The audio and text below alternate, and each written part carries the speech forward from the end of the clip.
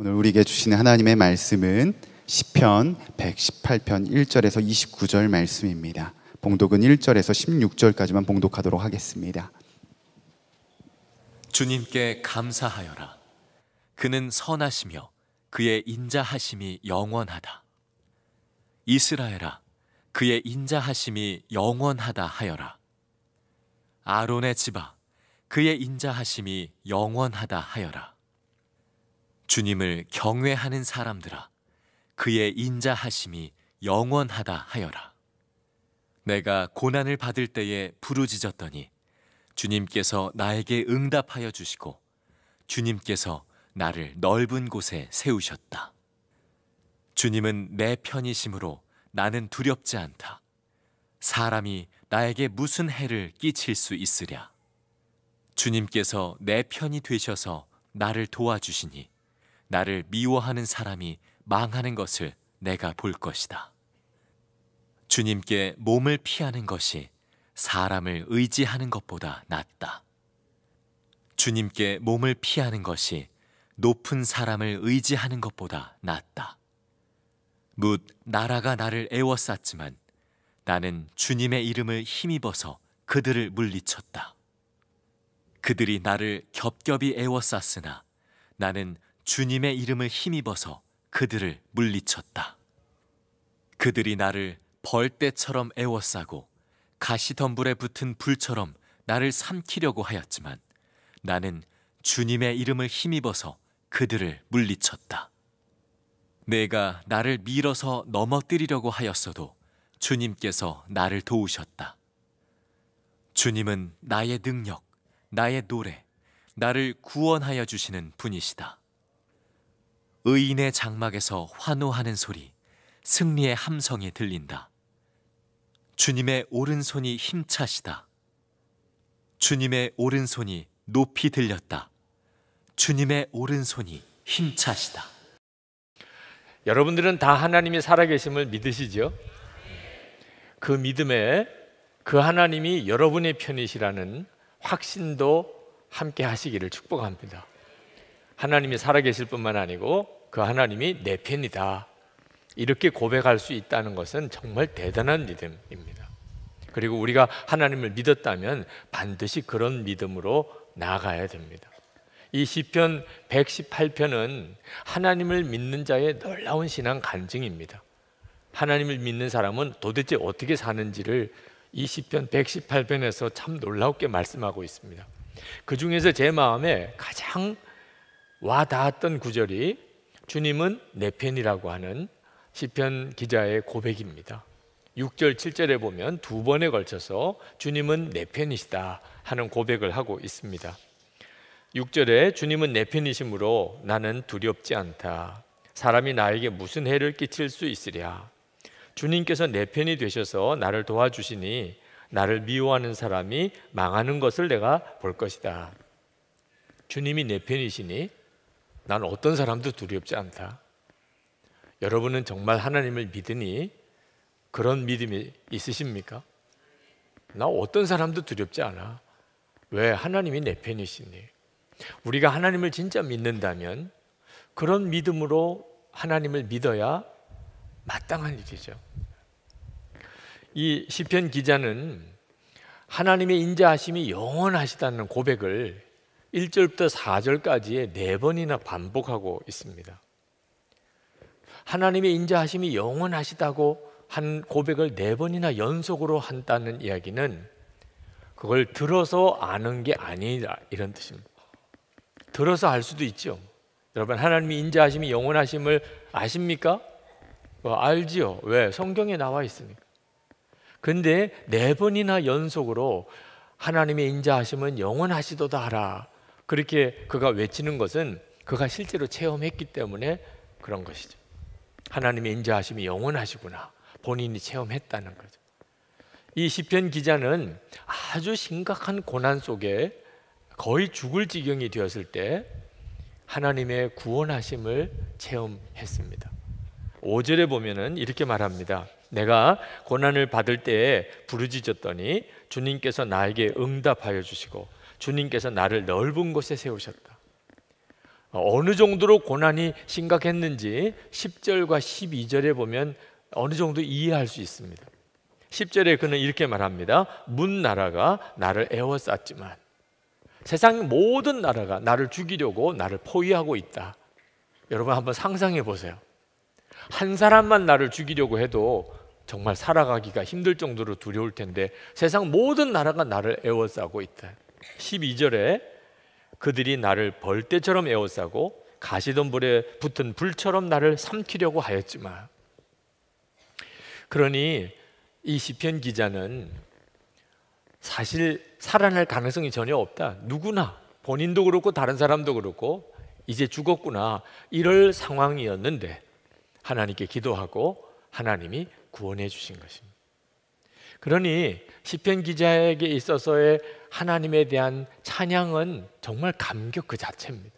시편 118편에 계속해서 시편 기자는 하나님에 대한 감사와 찬양을 계속 반복하고 있습니다. 구원받은 체험이 분명하니까. 자, 여러분은 주님은 내 편이시다 이렇게 담대하게 고백할 수 있는 그런 믿음을 가지고 있습니까? 하나님을 믿지만 하나님은 내 편이시다 이렇게 담대하게 고백은 못하는 분들이 상당히 많이 있습니다. 왜 그럴까요? 자기의 처지와 형편을 보고 하나님이 내 편인지 아닌지 판단하려고 하기 때문에 그렇습니다. 모든 일이 다 잘 되고 하는 일마다 다 성공하고 자녀들도 다 잘 되고 몸도 건강하고 그러면 하나님이 내 편이시구나 그렇게 생각할 수도 있겠죠. 하는 일마다 다 안 되고 모든 게 다 사업이 어렵고 자녀들도 가정도 심각한 문제가 많고 어려운 일이 한두 가지가 아니고 그러면 마음에 하나님이 내 편 되어주지 않으시는구나 그렇게 생각할 수 있죠. 여러분 믿음을 이렇게 자기 처지와 형편에다가 근거를 두는 믿음을 갖는 것은 대단히 위험합니다. 여러분이 절대 그렇게 믿으시면 안 됩니다. 여러분 모두에게 하나님은 내 편이시라고 말할 수 있는 확실한 증거가 있습니다. 여러분 중에는 하나님이 나라는 존재를 알기는 아실까? 내 편이 되는 건 고사하고 나를 알기는 아실까? 이렇게 사람들이 많은데 도대체 나를 주님이 알고는 계실까? 아마 설교하는 저 목사도 나를 모를 텐데 하나님이 아실까? 여러분 중에 혹시 그런 생각을 하시는 분이 있다면 하나님이 아십니다, 여러분. 말씀에 분명히 말씀하셨습니다. 이사야 30장 1절에 보면 야곱아 너를 창조하신 여호와께서 이제 말씀하시느니라. 이스라엘아 너를 조성하신 자가 이제 말씀하시느니라. 너는 두려워 말라. 내가 너를 구속하였고 내가 너를 지명하여 불렀나니 너는 내 것이라. 여러분 이 말씀이 하나님의 말씀은 나에게 주신 약속이라고 분명히 믿는 자에게 모두에게 적용이 됩니다. 너는 내 것이라. 아 정말 그럴까요? 하나님이 나에게 정말 그렇게 말씀하실까요? 확실한 증거가 있다니까요. 부정하기가 더 어려운 증거가 있습니다. 십자가에 하나님께서 죄인인 지옥 갈 수밖에 없는 죄인은 나를 대신하여 십자가에서 죽으셨습니다. 자, 하나님이 내 편인가 아닌가 뭐 더 따질 거 있습니까? 히브리서 3장 1절에 보면 예수를 깊이 생각하라는 구절이 나옵니다. 여러분이 진짜 예수님을 24시간 계속 바라보고 예수님을 깊이 생각해 보십시오. 여러분의 마음에 하나님은 내 편이시구나 그런 믿음과 고백이 저절로 나옵니다. 지금 여러분 안에 하나님의 성령께서 와 계신 것을 아시지요?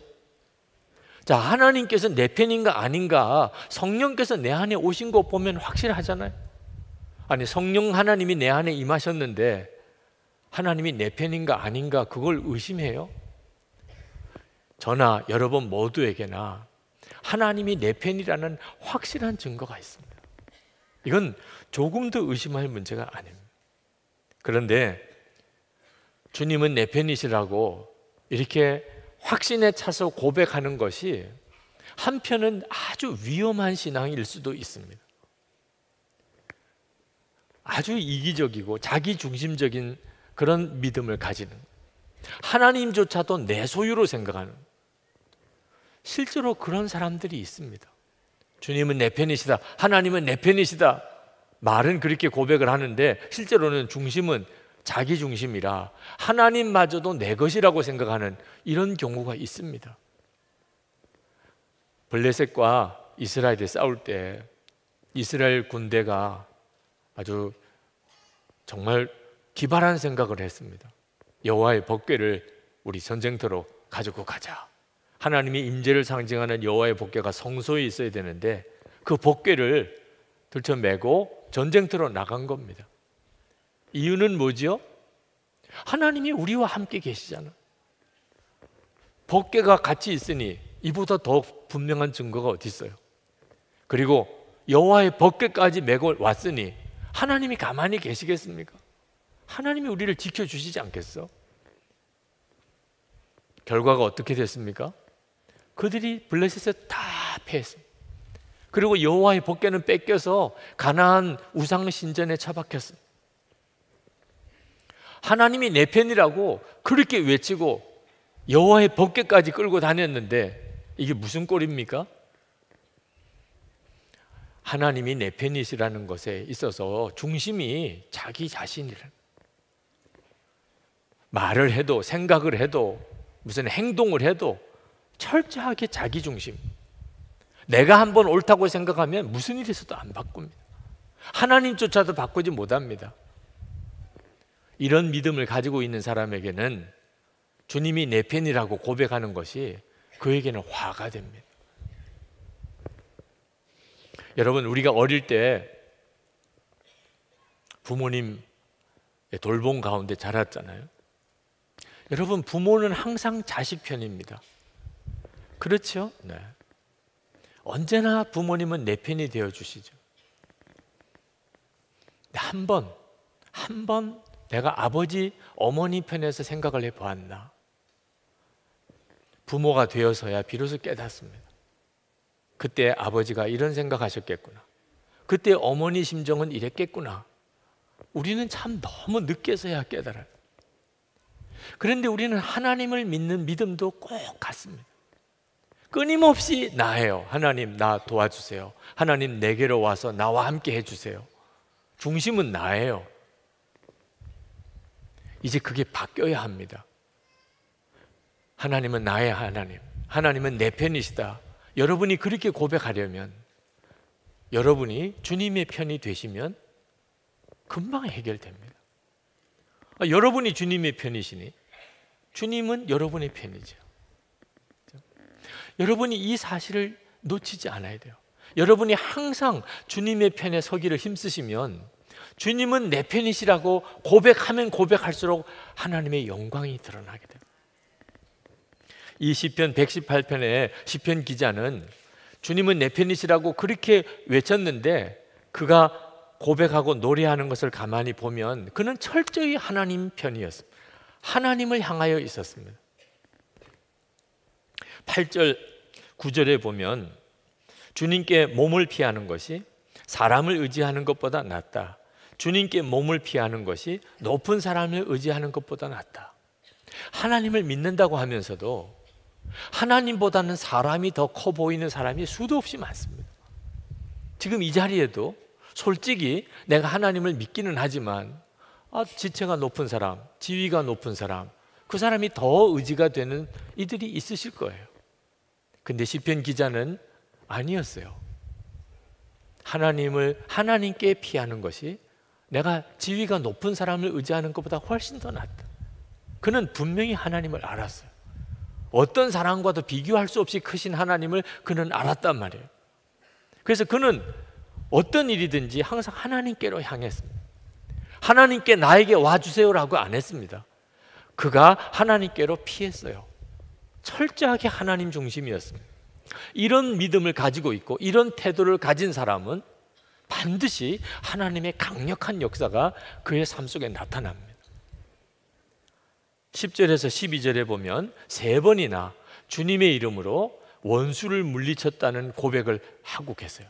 12절만 읽어보면 그들이 나를 벌떼처럼 에워싸고 가시덤불에 붙은 불처럼 나를 삼키려고 하였지만 나는 주님의 이름을 힘입어서 그들을 물리쳤다.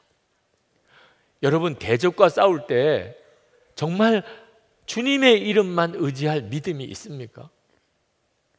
철저히 하나님의 편에 서는 사람, 그래서 하나님도 내 편이신 것을 확실히 믿는 사람, 그 사람은 주님의 이름으로 어떤 대적도 싸워 이길 믿음이 생겨요. 이 말씀은 다윗이 소년 목동일 때 구척 장신 골리앗과 싸우던 장면을 연상시킵니다. 그래서 성경학자 중에는 시편 119편이 다윗의 시편일 것이, 시편 118편이 다윗의 시편일 것이라고 그렇게 해석하시는 분들이 대부분이십니다. 구척 장신 거인 골리앗 앞에 소년 목동 다윗이 얼마나 담대했는지 모릅니다. 그때 다윗이 골리앗 앞에서 뭐라고 그가 고백하고 선포했는 줄 아십니까? 사무엘상 17장 45절에 보면 그가 이렇게 말합니다. 너는 칼과 창과 단창으로 내게 나오거니와 나는 만군의 여호와의 이름 곧 내가 모독하는 이스라엘 군대의 하나님의 이름으로 내게 나아가노라. 그리고는 물맷돌로 골리앗을 거꾸로 때리고 골리앗의 칼을 뽑아서 골리앗의 목을 쳤습니다. 하나님은 내 편이시다, 이렇게 고백한다는 게 뭘 말하는지를 그대로 보여줍니다. 시편 기자는 오직 하나님께만 영광을 돌립니다. 진짜 하나님의 편에 선 사람인지, 그래서 하나님도 내 편이라고 고백할 수 있는 사람인지 아닌지는 영광을 누구에게 돌리는지를 보면 압니다. 14절에 주님은 나의 능력, 나의 노래, 나를 구원하여 주시는 분이시다, 그가 그렇게 고백합니다. 그는 자기 힘으로 했다고 말 안 합니다. 내가 했다는 말도 안 합니다. 주님이 나의 능력, 주님이 내 노래, 주님이 나를 구원해 주신 분이시다. 모든 영광을 주님께만 돌려드립니다. 그는 더 이상 죽을까 걱정 안 합니다. 17절, 18절에 내가 죽지 않고 살아서 주님께서 하신 일을 선포하겠다. 주님께서는 엄히 징계하셔도 나를 죽게 버려두지는 않으신다. 이 구절은 어떻든지 죽지 않으려고 발버둥 치는 그런 소원을 말하는 게 아닙니다. 죽고 안 죽고는 이제는 문제가 안 돼요. 이 시편 기자의 간절한 마음의 소원은 하나입니다. 오직 주님께서 하신 일을 내가 증거하겠다. 그것만 소원이에요. 주님께서 하신 일을 증거하는 것이 내게 주신 사명이라면 나는 죽을 일이 없다. 하나님이 나를 죽게 내버려 두시지 않는다, 그런 뜻이죠. 자, 여러분에게 있어서 진짜 두려운 게 뭡니까? 죽을까 두렵습니까? 주님의 일을 증거하지 못하는 사람일까 봐 두렵습니까? 다윗에게, 이 시편 기자에게 있어서는 주님의 일을 증거하는 것 외에는 그는 아무 생각이 없었어요. 그는 철저히 주님 중심인 사람이었어요. 내 생의 마지막 한 달이라는 책이 있습니다. 오래전에 제가 한번 추천해 드린 책이기도 합니다. 캐리 슉 목사님, 또 그 아내 크리스 슉 사모님이 함께 목회하면서 죽음을 앞둔 많은 교인들과 시간을 보내는 중에 그가 깨달은 것이 있었어요. 그래서 그것을 가지고 삶의 기쁨도 없고 감격도 없고 그리고 감동도 없고 너무 메마르고 너무 짜증나고 너무 우울하고 그런 사람들에게 한 달, 당신에게 살 날이 한 달밖에 없다고 한번 생각해 보시라, 그런 도전을 이 책에서 하고 있습니다. 자기가 언제 죽을지를 알게 된 사람, 이제 내가 이제 곧 죽겠구나 하는 사실을 알게 된 사람이 얼마나 삶을 값지게 사는지 깜짝 놀랐다는. 여러분, 여러분도 한번 상상해 보시기 바랍니다. 여러분이 이제 한 달 살 수 있습니다. 그러면 여러분은 그 한 달 동안 뭐 하고 사시겠습니까? 아마 그동안에 이런저런 일 때문에 계속 미뤄두기만 했던 정말 중요한 일들을 이제는 아마 할 겁니다. 한 달밖에 살 날이 없어요. 아침에 일어났을 때 하루가 감격스럽습니다. 하루하루가 너무너무 소중해요. 뭐 특별한 일이, 감동적인 일이, 재미있는 일이 있고 없고 상관없이 하루하루가 너무나 소중해요. 용서해 주세요. 또 내가 용서할게. 그게 그렇게 중요해요. 용서받지도 못하고 용서하지도 못하고 그렇게 죽는다는 것은 너무나 두려운 일이니까. 더 이상 나 할 거 없어요. 이제는 정말 찾아가고 만나지 못했던 사람 만나고, 그리고 그와 더 깊은 관계를 갖고 깊이 사랑하고 그러고 싶어요. 주변에 있는 자연 환경들이 어느 순간에 갑자기 너무나 황홀해요. 하나하나가 너무너무 소중해요. 하나님의 앞에 갈 때 하나님 나라, 전에는 생각도 못하고 살았는데 이제는 곧 가서 뵐 하나님, 그리고 그 하나님의 나라의 영광이 너무너무 기다려져요. 영적으로나 인격적으로나 관계적으로나 가장 성숙한 삶을 언제 살게 되는 줄 아십니까?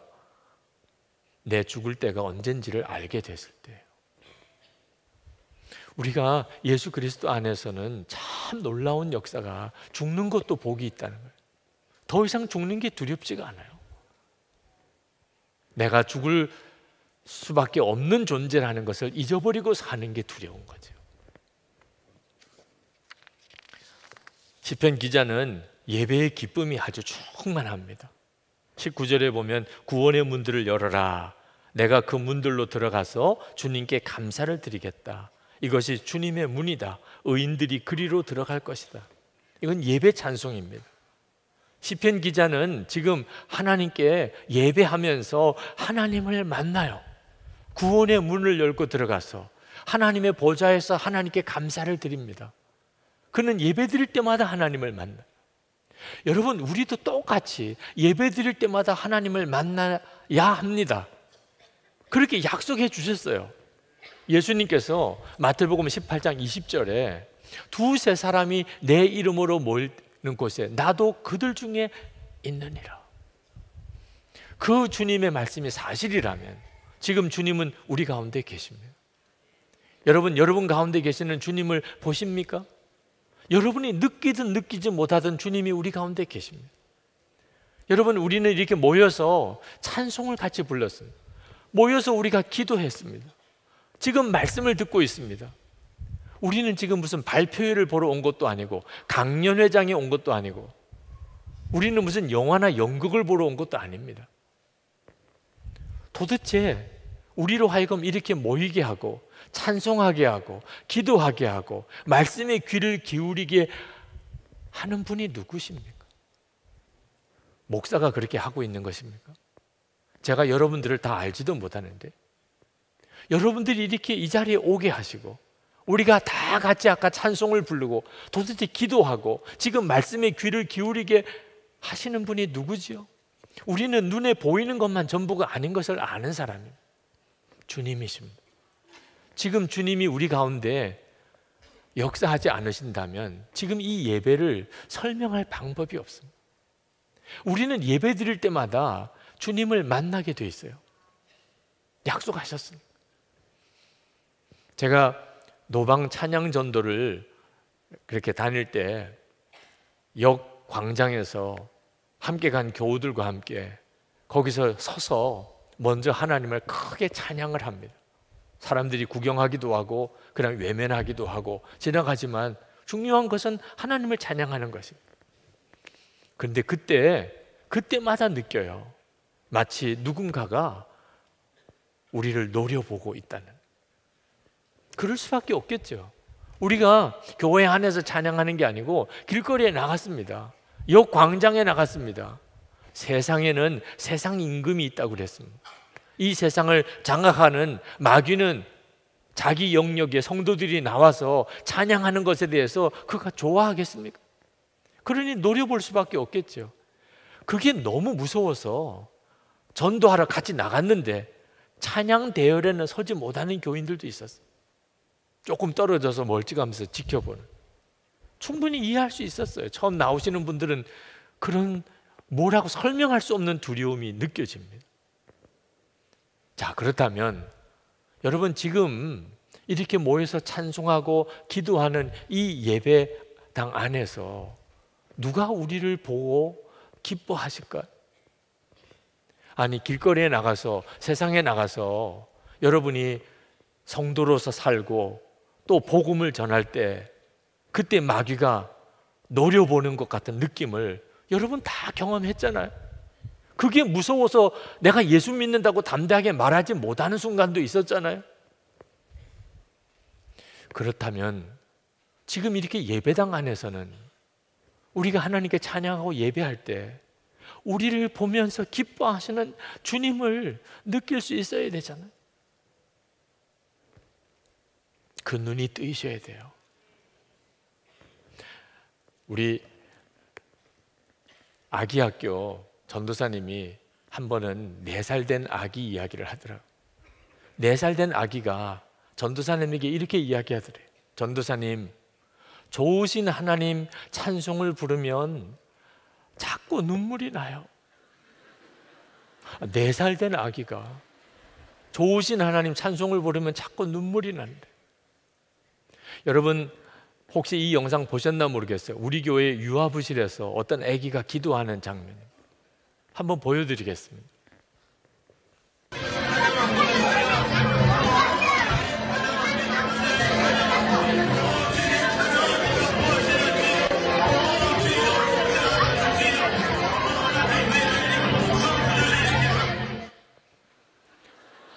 한번 만나면 무슨 기도했나 물어보고 싶어요. 여러분이 정말 믿으면 주님은 지금 우리와 함께 계시다. 우리가 이처럼 예배 드릴 때마다 우리가 주님을 만나면 그러면 세상이 전혀 무섭지가 않습니다. 아무리 하나님이 계시다 안 계시다 그런 말들을 해도 전혀 세상이 무섭지가 않아요. 왜? 나는 예배 드릴 때마다 하나님을 만나는데.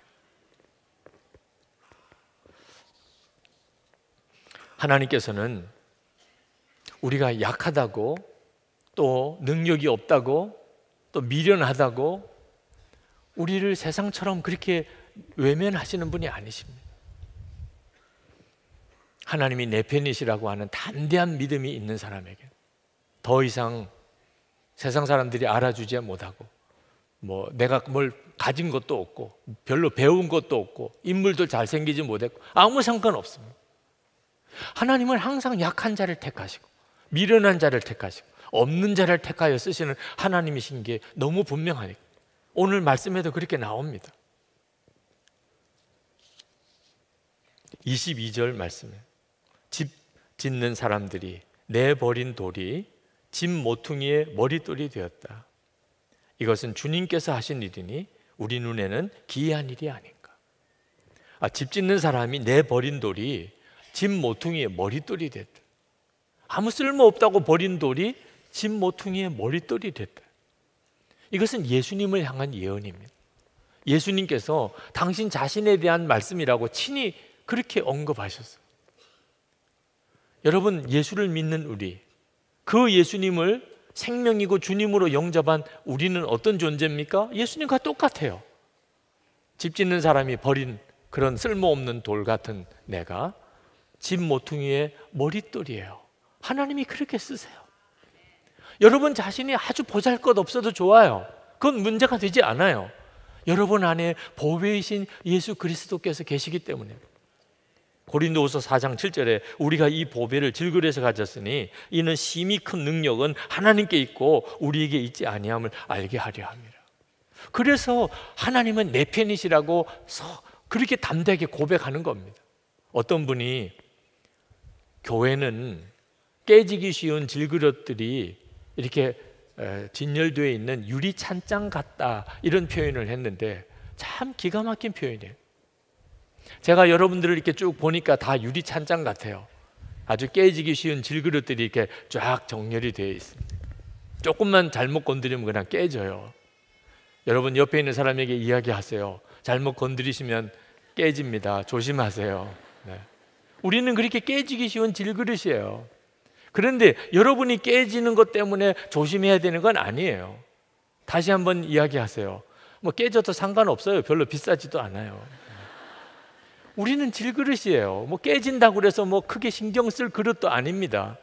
그러나 우리가 서로를 정말 조심스럽게 대해야 될 이유가 있어요. 그것은 나는 질그릇 같지만 내 안에는 보배이신 예수님이 계십니다. 우리가 다 질그릇 같은 존재지만 우리 안에는 보배이신 주님이 계십니다. 그래서 우리는 나 자신도 하나님이 내 편이라고 그렇게 고백하지만 함께 신앙생활하는 성도들을 보는 눈이 완전히 새로워지는, 성도들 한 사람 한 사람이 다 보배를 담은 질그릇, 다 하나님은 저의 편이세요. 그래서 26절에 이렇게 고백합니다. 주님의 이름으로 오는 이에게는 복이 있다. 주님의 집에서 우리가 너희를 축복하였다. 주님의 이름으로 오는 성도들은 다 복이 있어요. 이것이 교회예요. 우리가 진정으로 주님이 내 편이라고 이렇게 고백하실 수 있으려면 주님을 살아계신 주님으로 체험해야 합니다. 그 사람만 이렇게 고백이 돼요. 여러분, 태양이 얼마나 크고 얼마나 뜨거운지 아시죠? 네. 그것도 모르는 분은 없으실 거예요. 그런데 실제로 그 태양 앞에 가서 그 태양이 얼마나 큰지를 실제로 눈으로 보고 그 태양이 얼마나 뜨거운지를 실제로 거기서 경험해 본 것과는 완전히 다른 거예요. 태양에 대해서 안다고 생각하는 것은 실제로 가서 보면 모르는 거나 같아요. 여러분, 천국이 있다는 거 아시죠? 그 천국이 좋은 것도 아시죠? 아마 그렇게 믿고 있을 거예요. 그러나 실제로 우리가 죽어서 천국에 가서 그 천국의 영광을 보는 것과는 완전히 다른 거예요. 그냥 들어서 아는 것과 실제로 본 거는 완전히 달라요. 모세가 그렇게 가나안 땅에 들어가고 싶었어요. 그러나 하나님은 못 들어간다고 그랬습니다. 혈기 때문에. 모세가 다시 한번 하나님께 간청을 했어요. 신명기 3장 25절에 구하옵나니 나를 건너가게 하사 요단 저쪽에 있는 아름다운 땅, 아름다운 산과 레바논을 보게 하옵소서. 하나님께서 그 모세에게 그만해도 족하니 이 일로 다시 내게 말하지 말라.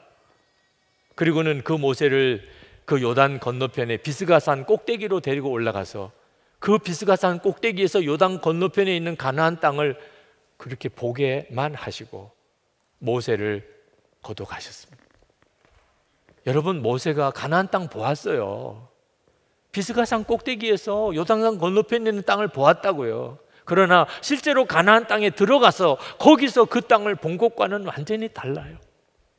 여러분, 예수님에 대해서 수도 없이 들었잖아요. 사실 더 들을 것도 없지요. 그러나 살아계신 주님을 만나는 것은 완전히 다른 것이래요. 그래서 우리가 예수님과 동행하는 삶을 살자고 하는 겁니다. 여러분이 살아계신 주님을 정말 만나기 원하십니까? 그러면 더 이상 여러분 중심으로 예수님을 믿으시지 마시기 바랍니다. 주인은 나 자신이고 예수님은 나 도와주시는 분 아니에요. 이제는 진짜 예수님을 주님으로, 왕으로 영접하셔야 돼요. 그리고 항상 주님의 편에 서 있기를 힘써 보십시오. 주님이 여러분의 편이신 걸 여러분이 알게 됩니다. 여러분, 진짜 한 시간씩 기도해야 합니다. 하나님께서 이렇게 함께 기도할 수 있게 할 때 기도해야 돼요. 성도들이 살아계신 주님을 만날 때는 반드시 기도가 있었어요. 시편 118편 기자도 그가 죽을 수밖에 없는 처지에서 하나님께 기도하고 하나님의 구원을 체험했습니다. 기도가 없다면 우리가 아무리 주님이 내 편이라고 외쳐도 실제적으로는 아무 능력이 없어요. 그러나 문제는 우리가 기도할 힘이 없는 거예요. 하루에 1시간 기도가 너무 커 보이고 도무지 막막해 보이는 분들도 있으실 거예요. 그래서 우리가 손에 손을 잡아야 하는, 혼자서만 기도하려고 애쓰면 우리 다 죽어요. 영적으로. 무슨 일이 있어도 같이 손을 잡고 같이 가야 돼요. 화요일에 남자 성도들 함께 오셔서 기도의 손을 잡자고 하는 이유가 거기에 있는 거예요. 같이 붙들어 줘야 돼요. 부부 사이에 이제는 기도의 손이 돼야 돼요. 서로가 기도의 손이 되어서 1시간 우리 기도하자. 여러분, 속회나 교회 안에 모든 소그룹이 모일 때마다 우리 같이 기도합시다. 서로가 기도를 지켜줘야 돼요. 예수 동행 일기 나눔 방은 정말 하나님이 주신 축복의 장입니다. 그러면 우리가 그렇게 매일 하나님께 1시간씩 기도하고 나가며 주님과 동행하기를 힘쓰면 시편 118편의 이 시편 기자의 고백이 그대로 우리의 고백이 됩니다. 6절 말씀에 주님은 내 편이심으로 나는 두렵지 않다. 17절에 내가 죽지 않고 살아서 주님께서 하신 일을 선포하겠다. 19절에 구원의 문들을 열어라. 내가 그 문들로 들어가서 주님께 감사를 드리겠다. 아멘입니다. 여러분, 정말 주님은 내 편이시라 그렇게 고백하고 항상 여러분이 주님의 편에 살면서 믿는 자의 그 영광을 드러내기를 원하신다면 우리 다 일어나서 함께 찬양하고 통성으로 기도하면 좋겠습니다. 나의 힘이 되신 여호와여, 우리 이 찬송을 같이 부르시겠습니다. 나의 힘이 되신 여호와여, 내가 주님을 사랑합니다. 주는 나의 반석이시며 나의 요새시라. 주는 나를 건지시는 나의 주, 나의 하나님, 나의 피할 바위시여 나의 방패시라. 나의 하나님,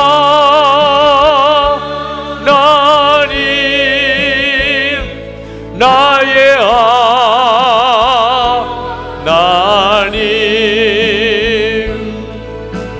구원의 뿌리시여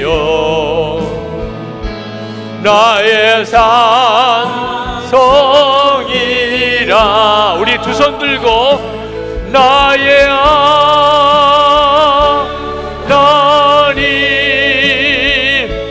나의 하나님,